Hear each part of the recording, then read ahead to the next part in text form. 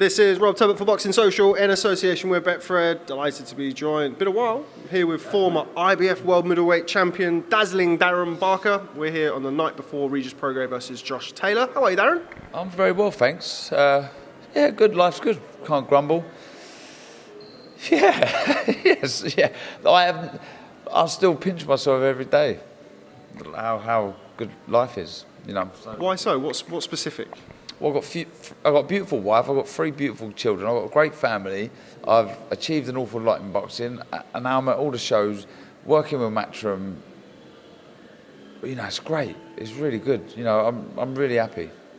Eddie Hearn started to lend you some of his clothes as well. Do you know what? I've had to fold. I'm just telling you, I had to fold it. This is actually a double roll neck, and I've had to fold it. But yeah, it's a bit nippy out there, Roberts. Just keep my neck dry. Dry. Warm. Right. Yeah. I've got a wet neck. Interesting start to the interview. Dave Allen. I haven't spoken to Dave since about maybe 10 days after the Price fight. So I exchanged probably 1 or 2 messages with him, but very, very minimal contact. First off, how is he? Dave's very well. He's in a good place.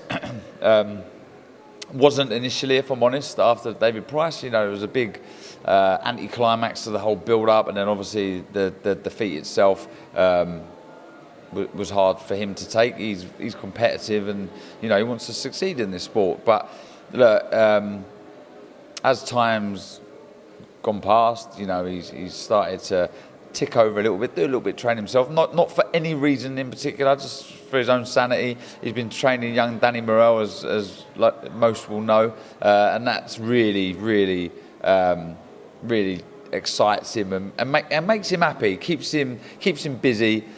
So generally he's all right. And then obviously, I mean, I guess you're going to ask, you know, about him moving forward and fighting, and then there was the Dubois offer that was flying around, and yeah. Well, I mean, do you want to ask a question? Because I'll just keep rambling otherwise. I'll ask you a question in a minute, but I would like to point out the fact that you forgot to refer to Danny Morrell as the new Yorkshire light middleweight champion. Apologies, Danny. Sorry, the new Yorkshire cruiserweight champion. You fat bastard. Dave Allen, moving forward. Actually, no, let's talk about the Price fight first, because, I mean, he was coming off the back of his career-best performance easily against Lucas Brown, headlining at the O2. Was there any inkling? I mean, he seemed to be the one who had the momentum going in. He was the heavy favourite against David Price. Yeah. Was there any inkling, was there any kind of, anything you saw in the lead-up to that you could have ever suspected such a one-sided fight? Because, I mean, it really was a brutal night for Dave. Yeah, it was, and it's tough for me to take, if I'm honest. And I really, you know, looking back, camp was long, two camps back-to-back. It was quite long, but you don't find these things out until you've been working with a fighter for a while. But me and Dave were relatively new.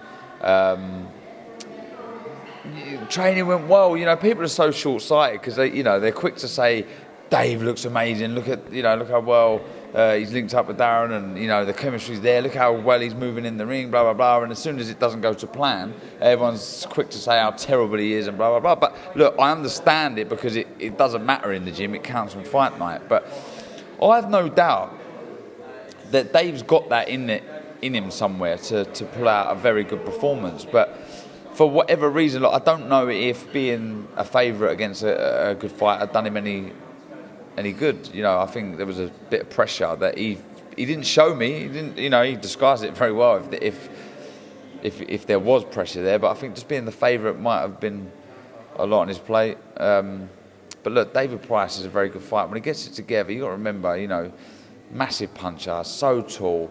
He's and he just got it right, didn't he? You know, he got it right. And I said to him at the presser yesterday, if there was anyone that I had to pick to beat Dave, I'm glad it was, you know, it'd be you, because you're a great man. I run with him in the amateurs, and yeah, it is what it is. Dave ultimately can be proud of himself, not so much the performance because he just didn't get going, but I have to give Dave Price credit for that. You know, he stuck to a good disciplined game plan. And obviously, we saw Dave that night sort of assisted leaving the ring, ended up going to hospital. I remember bumping into you backstage in the immediate aftermath of that happening. It was quite a a worrying time, certainly in that moment. And obviously we had Dave announcing his retirement, so to speak, sort of within a few days. I know how he likes to go back and forward. Could you have ever, at that time when you first heard that, and coming off the back of the beating he took and kind of the state he was in when he left the ring, what were your thoughts when he said he was going to retire and leave the sport? Happy and proud of him. I was in the hospital and he just looked at me and went, I don't think I can do this anymore. And I went, Dave, that's enough, mate. That's enough. You know, you should be so proud of yourself. So proud of what, you know, though he hasn't achieved anything as far as belts are concerned, look at the popularity, look at the excitement he's brought in the ring and outside of the ring. He's just such a great character, and it really pisses me off when I see people giving him stick on Twitter, but I can't engage in it. I've got his back so much, but it will drive him mad. And I just think, to give someone who's such a good man stick like that, it irritates me. But going back to the question, you know, I was happy and I supported it, and I wanted him to stop. I did want him to stop, and I've, you know, kind of a little, I don't know what the word is, not gutted or surprised. Anyway, whatever the word is, that he wants to fight again. Then you know, it puts me in a bit of a predicament. But Dave's my mate, and I want to help him. I want to be there, and I want to support him in all aspects of life. I said this on Twitter. You know, if he needs my help in any way, I'll be there for him. And I think it would be wrong for me. I've advised him with what I feel he should do moving forward. But if he's going to continue, then I'm with him. You know, I've got his back. He's my mate, and I'll be there till he decides to call it a day. But I'm going to be very, very protective. I think in hindsight, looking back at the David Price fight, I could have pulled it earlier, But you've got to look at that fight being a bit, you know, breaking it down a little bit. We know David Price in the future is in the past, has had that tendency to fade, whereas Dave Allen's a slow starter and he gets stronger as the fight goes on. So it was in hindsight, wasn't the right thing to keep it going, but at the time you're thinking, look, something might happen, David Price might just fade, and you know, even though the game plan completely didn't come to fruition, there was still the chance that David Price might gas and Dave could catch him. But like I say, I've learned from that, and so has Dave. We've got to be careful now with who he fights and when. But yeah, he's my boy. I've got his back. I understand that, and as somebody who has, I have a personal relationship with Dave. As people who would have watched our stuff in the past will know. Myself and certainly a large portion of boxing fans, there is a minority, but they are a minority, so we'll kind of push those to one side for a minute, are concerned about Dave's well-being and his health going back into the ring. You're a former world champion. You got out of the ring one hip aside in relatively good condition. You know the dangers of this sport better than anybody. Have you told him since he's come out, like, maybe this isn't for you, or was it just that initial period after the Price fight? No, we've spoke. Like nothing's come up yet from, other than the obvious, the Daniel Dubois thing. But you know, Dave, he's very stubborn, and I can say all I want, and you can say all you want. He's going to do what he wants to do. So then again, I'm in a situation. What do I do? You know, what did you do? Just give up on him? Like, I have to. It's so difficult. I have to support him because, you know, he's a dear friend to me now. But yeah, do you know what? I'm kind of stuck for words because what I want and he wants are two different things. But I have to support him. I have to be there for him. And yeah, I will continue to do that till, you know, the end of time. Daniel Dubois, and I hope Dave does forgive me for saying this, and I wouldn't usually put my own opinion into an interview, but I hope people can kind of forgive the whole situation surrounding Dave, myself, and you. Daniel Dubois seems to be the last person in the world that I would like to see Dave fight right now, coming off the back of that sustained beating. Do you agree with that? Yeah. yeah. I mean, I do believe Daniel Dubois can be a world champion. I do. He's very good. The way he moves his feet, gets in and out of range, the way he throws his shots, the way he's so economical. He's very difficult to catch. You know, I did think he was untested before the Gorman fight. and thought that could go all the way and be close on the scorecards, if I'm honest, but destroyed Gorman. So, yeah, I do think he could be the worst guy for Dave Allen to fight. But, that's not really a but, it's Dave Allen, you know, when I've spoken to him, it's like about health issues and things that could happen. It's like, well, at least I'll be doing something I love. At least I'm doing something I love. And it's like, what can I say? It's so difficult, you know, like, how do you stop someone? How do you physically stop someone? It's so, like, I just, he's the last person I want to fight. But basically what happened was, you know, he come up with I said, well, if this is going to happen, you know, you're going to have to get ridiculously well paid for this. And there was an offer put on the table, and there was an offer that there was a figure that he'd mentioned to me that he'd be happy with, and then I come back with a different figure with him saying, look,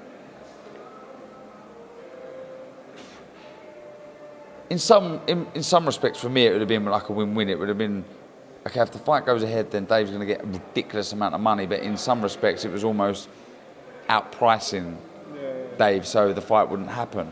Honestly, it's such a weird thing to be talking about. But honestly, I'm happy. You know, I'm happy it's not happening.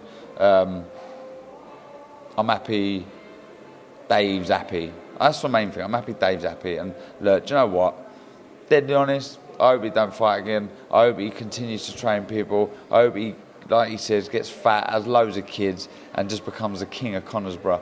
Because there's nothing more I'd want for the man. If I'm deadly honest, I have to be honest, you know. Seeing him laying on that bed in the hospital was sickening. I was upset, you know. And it was so nice. He goes, I don't think I can do this anymore. And he goes, I wish I'd met you 3 years earlier, mate.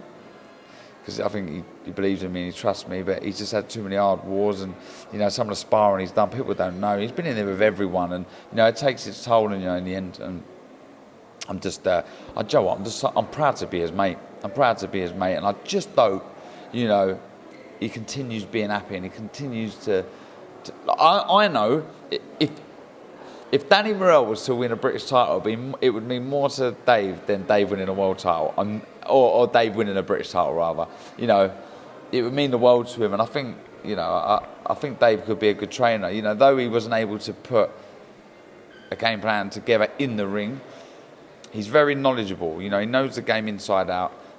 It's just sometimes a little bit harder transferring that in the ring and doing it yourself. But he knows the sport. He does know it, and his happiness is all I care about, and his health, of course. I think that's well said, and we'll leave it there with regards to Dave. Purely because he's not here to kind of say his piece, and I know I've not spoken to him about this. And I just want to say to the people who may watch this, please just support him. I know you might not believe in some of the stuff he says, but please get behind him. You know, he can be vulnerable at times, Dave, and you know, he feeds off positive energy, and he'll be probably unhappy me saying this, but I'll just give him some support, get behind him, and you know, yeah. No need for the negative crap out there. Honestly, it's not doing anyone any favours. We're all sensitive in our own way, and I just I can't handle this. Hold on, yo. So my mate just come from Oz. Be nice. It's nice to be nice. It certainly is nice to be nice, and just to echo that, yes, Dave does take his fair share of flack online. I think. As I mentioned, I'm gonna get him in quickly. Okay, you can get him in. Quick. It's my long brother. Yeah. He just come back from New Zealand, Australia, and there he is. Yes. Here he is, the main man. So we're gonna have a couple of drinks tonight. Go on. Back to business. Just to echo what you said, really. I mean, it's kind of what I said beforehand. I think the vast majority of people are just concerned about his health and his well-being, particularly in the current climate of the sport. I mean, not to use that as any kind of propaganda, but this has been the worst year for deaths in the sport in 100 years. Yeah.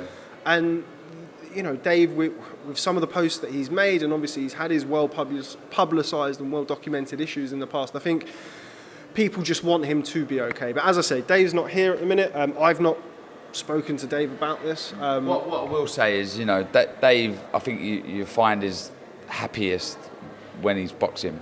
You know, 100%. When he's in camp and he's fighting, he's happiest. But obviously, at his most vulnerable there because of the crop of fighters that are out there.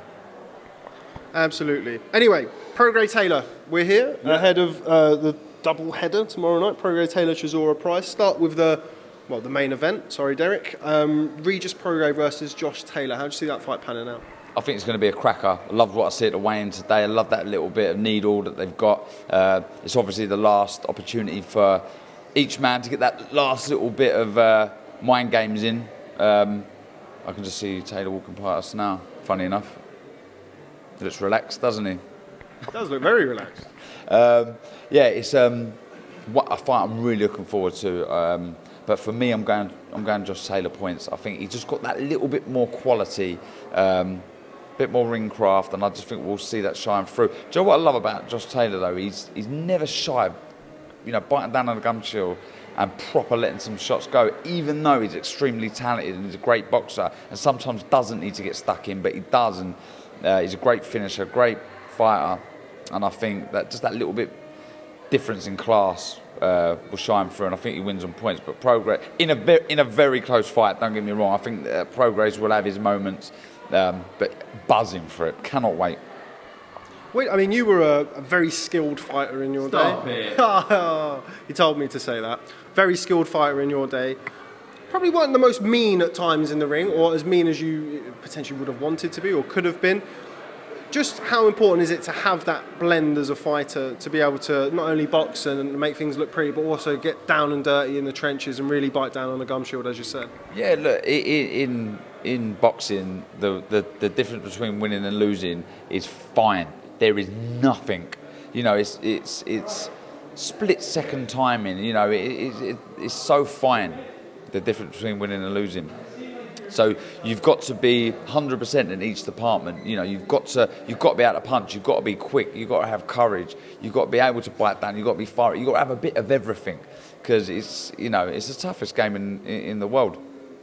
And I think early on in my career, personally, I think I've relied on my skill a lot, but I think after the injuries and Kerry Hope onwards, I sort of showed that bit of aggression. It probably catapulted me up to that world level and probably enabled me to win that world title. So yeah, I think that little bit of fire that he has is crucial, and it plays a big part in his success. Just finally, Derek Chisora versus David Price. I say just finally because I'm sure you're keen to go off and have a few what we call it, fruit juices, just for the purpose of this interview. Non-alcoholic. Darren's actually training for his comeback, so he can't have too many alcoholic beverages. Derek Chisora versus David Price. You are in a better position to talk about David Price's recent form than anybody apart from Dave Allen, probably. How do you see that fight going? It's really captured the fight fans' imagination. As it has mine. I think it's going to be very entertaining.